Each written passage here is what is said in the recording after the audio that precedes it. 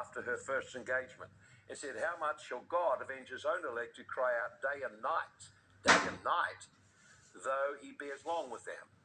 So we all experience situations where it's difficult, unjust, unfair. There's setbacks and disappointments. They can be in work, in our personal life, in our family. They can be in any arena of life. And Jesus is affirming the value of not being disheartened, but continuing to persevere in prayer, to believe that God can turn an impossible situation around. And it doesn't come sometimes I've prayed some prayers, I just thought it in my head and God answered it. I like those prayers. Those are the good ones, you know. And a lot of other ones, the ones I really need an answer, those are the ones that don't seem to come. Have you noticed that? You have to persevere in prayer. We went through a situation with our daughter. At the age of 12, she was raped. We didn't know. It was concealed from us. She buried it with shame and hid it away. And about the age of 16, all of it started to emerge with all kinds of behavior problems. We had horrendous behavior problems that were just a cause of trouble. We had the police, the fire brigade, we had everything come to our house. And so if you think pastors' families are all sweet and nice, believe me, that's not the case. We've had challenges with all of them, and I can assure you of this, it was prayer got us through. To tell the truth, I was deeply, deeply shocked by what had happened and deeply disappointed with God. The hardest thing that I found was to trust God when I felt I couldn't trust him anymore.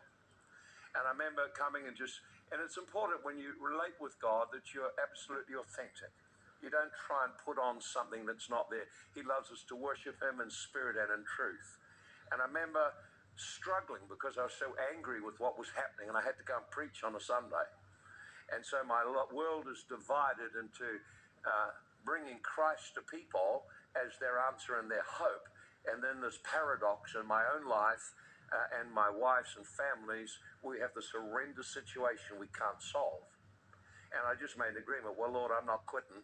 I'm going to keep going. And I believe when I get to church, the anointing will flow.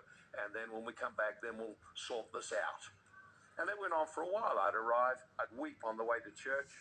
And then as soon as I crossed into the park, it'd all stop and I could move in the spirit. And then I'd go back out and start weeping again.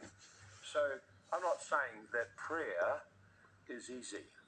And I'm not saying you always get what you want when you want either. It's just not been our case. I love to hear stories like that, but it hasn't been our case. And so we had to give ourselves to prayer. And I remember the hardest part was to acknowledge that there was no faith. Actually, I distrusted God now and was angry at him. And it took me probably a month before I could actually let go out of my heart all the grief and the anger I felt towards God. I've served you, I've given my life, I've prayed for my family, prayed for your protection, and now this has happened. I just don't even see any reason to pray anymore. Now, I was really honest with God at that moment. And I don't see any reason why I should pray. And so I got out of my heart the anger and distrust I felt towards God. Daughter, his life is broken, and two, my faith and trust that God could do something was shattered. So one is the past that you got to get over, and the other is the future, which affect all the rest of your life. So if you've had a disappointment and you've lost trust in God and don't pray anymore, your whole future is now affected. You've let something that happened steal your future. You let the devil use some bad experience to steal away the life of God. And I prayed, and then suddenly I sometimes God would just come and I suddenly feel his presence. I felt, oh, God's going to talk to me right now. And then he spoke to me. He said, well, when you pray, you're not praying aright.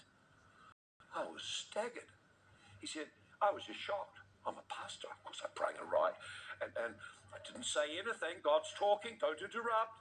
So anyway, I just was inquiring. And he said, when you're praying that I will just make your life comfortable and work out well. He said, I'm not committed to your comfort. I'm committed to your character. I was just shattered. No more to say. And he said, this is what he said. He said, I can use every situation for your good, to grow you and grow your children, if you'll trust me. And then I just had to come to a place of surrender and letting go. And then he spoke to me something that touched my heart deeply. He said, you know how you feel about what's happened to your daughter? I said, yes. He said, that's how I feel about my people when they're defiled by demonic spirits and adversities. And I just began to weep because I could feel his heart of love for his people and desire for them. See, so notice what Jesus says in the story. Oh, anyway, I need to finish that story. So that was around about 3 months. The problems didn't go away. In fact, in some respects, they got worse. But I was at rest. And Joy and I prayed. Every day we prayed. Every day we prayed for the power of God to come and touch your life. And then one day we felt to take her to a meeting, and she had a most amazing angelic encounter. She went home to her room. It was in her room it took place. She sat down and just was waiting on the Lord, and suddenly the whole room filled with angelic presence. She could see it. She had an open-eyed vision. And then they were singing and worshiping, and then one of them spoke and said, be looking forward to this night. And she just was sitting there with her eyes open like that, and that, like they all knew what they were doing. She saw them there, and the little ran in and through, and she kind of looked where she'd gone and realized God had restored her life. And it was someone switch. She just changed like that. She became like a person. For 4 years, and shut down. Suddenly, like came. She thought everything she'd stopped. She started that. She and God was full pray. So we need to recognize the power of prayer. I share that because the most painful thing for us and a major setback in my life and a struggle and a challenge to faith. And notice what Jesus said, I tell you, he'll avenge them speedily. Nevertheless, when the Son of Man comes, shall he find faith on the earth? In other words, in the he's talking about the earth will be filled with adversity, filled with injustice. He said, but will he come and find people who are crying out for his spirit to move? It's one thing to read all the media and look at all the stuff that's in the world about ISIS and fire and family, things like that. Will anyone rise up and persevere in prayer and believe that God can bring breakthroughs? You see, that's the core of who we are. We're not just people who are trying hard or trying to be good people. We are people who believe there's a supernatural God can intervene and make difference in situations and lives. And I can share other stories like that. But let me just go on. I want to look into the Old Testament. And in 1 Kings chapter 18, we'll go back again. And Kings 18, verse 41. There's a tendency for us to become disheartened when we don't see a breakthrough. I was trying to, as the first beginning pastor, buy land. You would think that'd be an easy thing to buy a piece of land. Well, it just went on for 7 years. And I could never buy this piece of land. Got involved in legal difficulties and my challenges right through to London, the High Court. I thought, just to buy and had to try another one. And it was about 2 years there. It had every kind of difficulty. But prayer got us to get the breakthrough. It wasn't what I expected it would be. It was better. So I've learned sometimes you just got to persevere. Press on, believing God will give you a breakthrough, whether it's your own life, in marriage, with your children, in your finances. Don't be disheartened because it all looks bad. You don't really know whether around the corner is. You just don't know.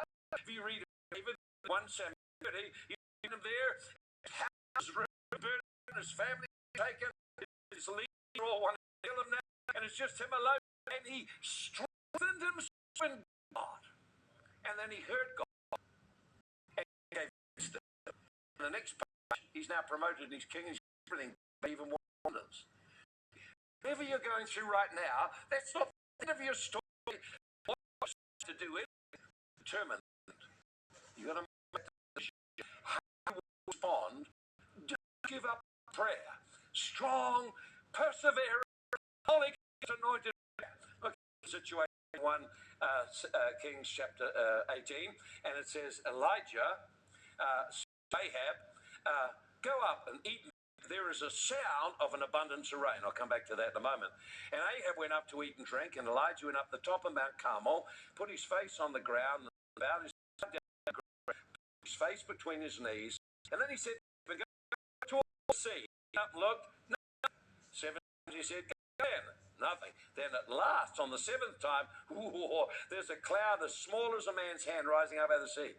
He said, "Go tell Ahab, quick, get your chariot ready and run, or he'll stop you." And it happened, and the sky became black with cloud and wind. There was a heavy rain, and Ahab rode all the way to Jezreel. The hand of the Lord came on Elijah and girded up his loins and ran ahead of Ahab to the entrance of Jezreel. Now, I want you to just, first of all, the context of what it is. The nation has been going through a spiritual decline, financial decline, because of the spiritual powers that rule over the nation. And so as a result of it, this drought comes on the nation for 3.5 years. And the purpose of the drought